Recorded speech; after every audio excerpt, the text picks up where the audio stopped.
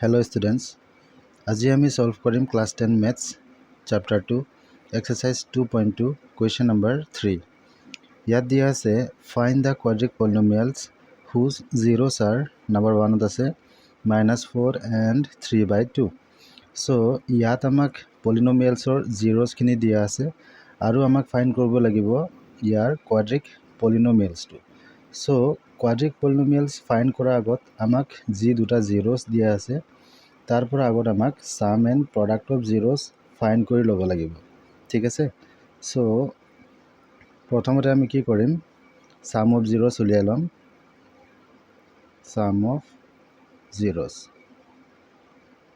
So sum of zeros হৈছে এই দুটা zeros-ৰ প্লাস সো আমি কি কৰিম -4 plus 3/2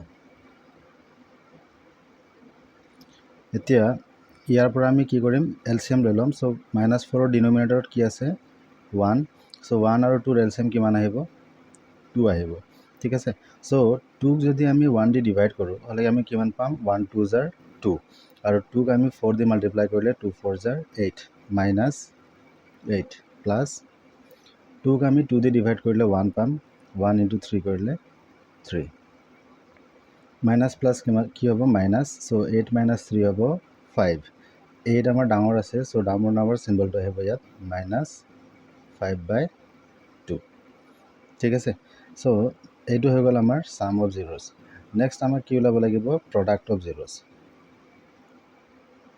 product of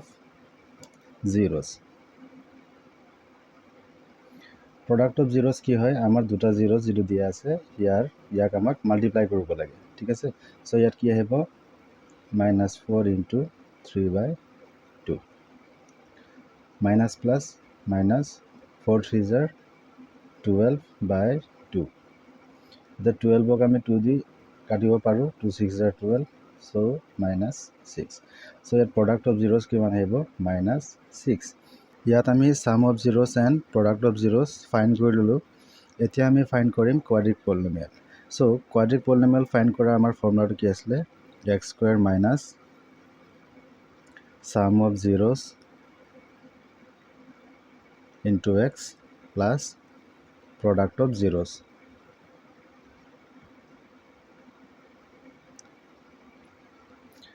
x² minus sum of zeros কিমান আছে আমাৰ -5/2 into x plus product of zeros কিমান আছে আমাৰ -6 equal 0 এতিয়া x² minus minus কি হ'ব plus 5 into x হ'ব 5x/2 plus minus -6 equal 0 এতিয়া আমি কি কৰিম আমি ইয়াৰ পৰা এলসিএম লৈ লম এতিয়া x² ৰ ডিনোমিনেটৰ কি আছে 1 5x ৰ ডিনোমিনেটৰ আছে 2 আৰু -6 ৰ ডিনোমিনেটৰ আছে 1 সো 1 2 আৰু 1 ৰ এলসিএম কিমান হ'ব 2 হ'ব ঠিক আছে সো নেক্সট যদি আমি 2 ক 1 দি ডিভাইড কৰো হলে আমি কিমান পাম 2 পাম 1 2 জাৰ 2 2 * x² কৰিলে হ'ব 2x² প্লাস 2 ক আমি 2 দি ডিভাইড কৰিলে 1 পাম 1 * 5x হ'ব 5x minus আকৌ 2 ক আমি 1 দি ডিভাইড কৰিলে 2 পাম 2 * 6 12 equal 0 এতিয়া 2x² plus 5x minus 12 equal 2 ইয়াত কি হৈ আছে ডিভাইড হৈ আছে সো 2 যদি আমি ৰাইট হ্যান্ড সাইডত শিফট কৰো হলে কি হ'ব 0 লগত মাল্টিপ্লাই হৈ যাব ঠিক আছে আৰু 2 * 0 কৰিলে কিমান হ'ব 0 সো এইটোৱে হৈ গ'ল আমাৰ required quadratic polynomial সো আমি লিখিব পাৰো therefore 2x² plus 5x minus 12 is the required quadratic polynomial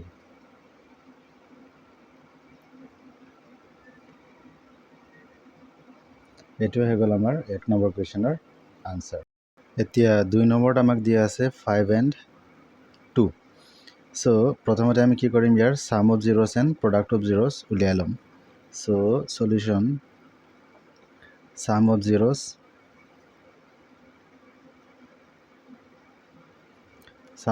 কিমান হ'ব 5 plus 2,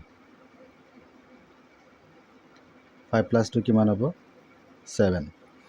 Next, product of zeros,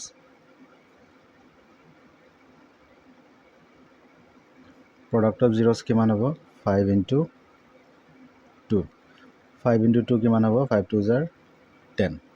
So 7 আৰু 10 হৈ গ'ল আমাৰ sum and product of zeros. So এতিয়া আমাৰ quadric polynomial find কৰা ফৰ্মুলাটো কি আছিলে x square minus sum of zeros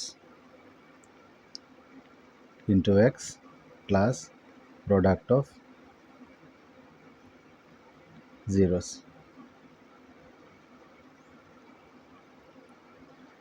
X square as it is minus sum of zeros কিমান আছে আমাৰ 7 into x 7x plus product of zeros কিমান আছে 10 equal 0. So x square minus 7x plus 10 এইটোৱে হৈ গ'ল আমাৰ quadric polynomial. So আমি লিখিব পাৰোঁ therefore x square minus 7x plus 10 is the required quadric polynomial.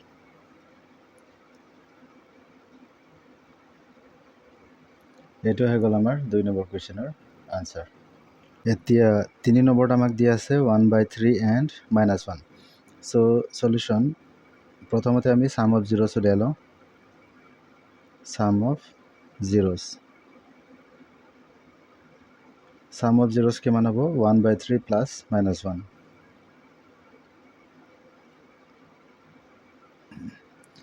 ইয়াক আমি 1/3 plus -1 লিখি লওঁ. এতিয়া 1/3 আৰু 1ৰ পৰা আমি এলচিএম লৈ লওঁ. এতিয়া 1ৰ ডিনমিনেটৰ কি আছে 3 আৰু ইয়াত ডিনমিনেটৰ কিমান হ'ব 1. So 3 আৰু 1ৰ এলচিএম কিমান হ'ব 3. এতিয়া আমি 3ক যদি 3 দি ডিভাইড কৰোঁ হ'লে আমি কিমান পাম 1. 1 into 1 হ'ব 1 মাইনাছ আকৌ 3ক যদি আমি 1 দি ডিভাইড কৰোঁ হ'লে আমি কিমান পাম 3 পাম. So 3 into 1 হ'ব 3. এতিয়া 1 minus 3 কিমান হ'ব -2/3. So -2/3 এইটো হৈ গ'ল আমাৰ sum of zeros. নেক্সট আমি উলিয়াম product of zeros.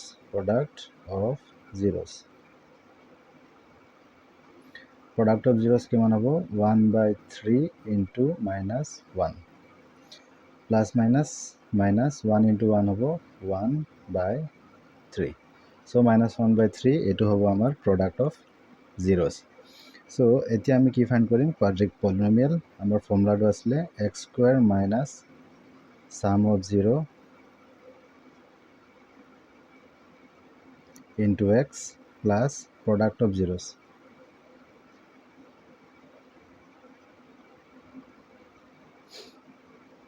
x square as it is আহিব minus sum of zeros কিমান আছে -2/3. So -2/3 into x plus product of zeros কিমান আছে -1/3 equal 0. Next we have x square as it is minus plus 2 into x 2x/3 plus -1/3 equal 0. So ইয়াত আমি কি কৰিম এতিয়া এলচিএম লৈ ল'ম. x square ডিনোমিনেটৰ কি আছে 1, ইয়াত আছে 3 আৰু 3. So 1 3 and 3 এলচিএম কিমান হ'ব 3. So যদি আমি 3ক 1 দি ডিভাইড কৰোঁ হ'লে আমি কিমান পাম 3. So 3 into x square 3x square plus 3 divide হ'লে কিমান হ'ব 1 into 2x minus 3 আৰু 3 ডিভাইড কৰিলে আমি পাম 1 into 1 হ'ব 1 equal 0.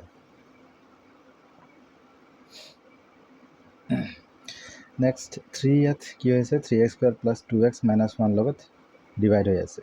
So 3ক যদি আমি ৰাইট হেণ্ড সাইডত শিফট কৰোঁ হ'লে কি হ'ব 0 লগত মাল্টিপ্লাই হৈ যাব. ঠিক আছে. So 3x square plus 2x minus 1 equal 3 into 0 হ'ব 0. So 3x square plus 2x minus 1 এইটো হৈ গ'ল আমাৰ quadric polynomial. So আমি লিখিব পাৰোঁ therefore 3x square plus 2x minus 1 is the required quadric polynomial. Quadric polynomial.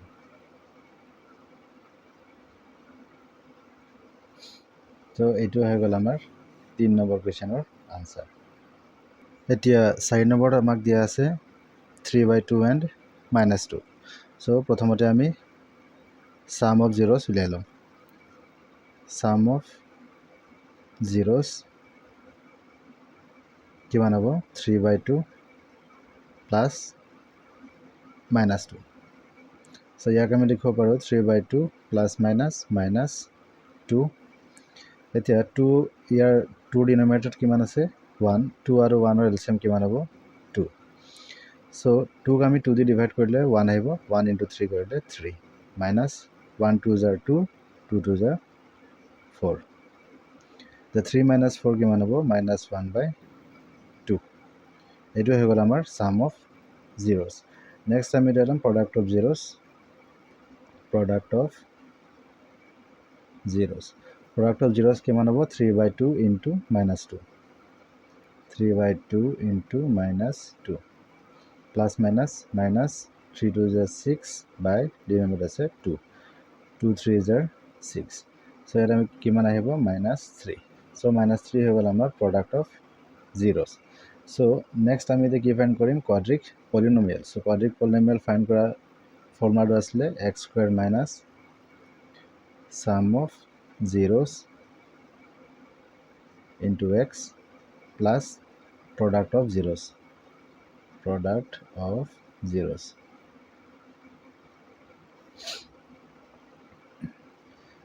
The next step কি হ'ব x square as it is আহিব x square minus sum of zeros কিমান আছে -1/2 into x plus product of zeros আছে -3 equal 0. Next x square আহিব as it is minus plus 1 into x কৰিলে হ'ব x by 2 plus -3 equal 0. এটা next আমি কি কৰিম ইয়াৰ পৰা এলচিএম লৈ ল'ম। x square ডিনমিনেটৰ কি আছে 1 আৰু 3 ডিনমিনেটৰ কিমান হ'ব 1. So 1 2 আৰু 1ৰ এলচিএম কিমান হ'ব 2. So 2ক যদি আমি 1 দি ডিভাইড কৰোঁ হলে কিমান হ'ব 1 2s are 2, 2 into x square 2x square plus 2 into 1 over 2, 1 into x minus 1 2s are 2, 2 3s are 6 equal 0.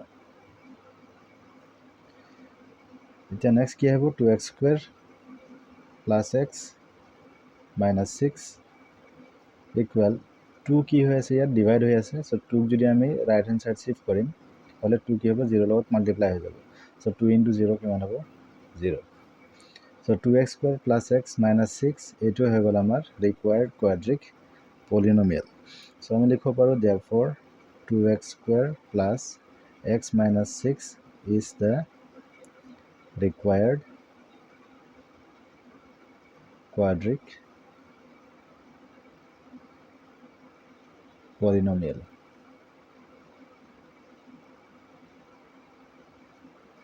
So এইটো হৈ গ'ল আমাৰ 4 নম্বৰ কুৱেশ্যনৰ আনসাৰ। এই কুৱেশ্যনৰ লগতে আমি এক্সাৰসাইজ 2.2 গোটেইকেইটা কুৱেশ্যন সলভ কৰি কমপ্লিট কৰিলোঁ। এতিয়া আমি এক্সাৰসাইজ 2.3 সলভ কৰিম বেলেগ এটা ভিডিঅ'ত।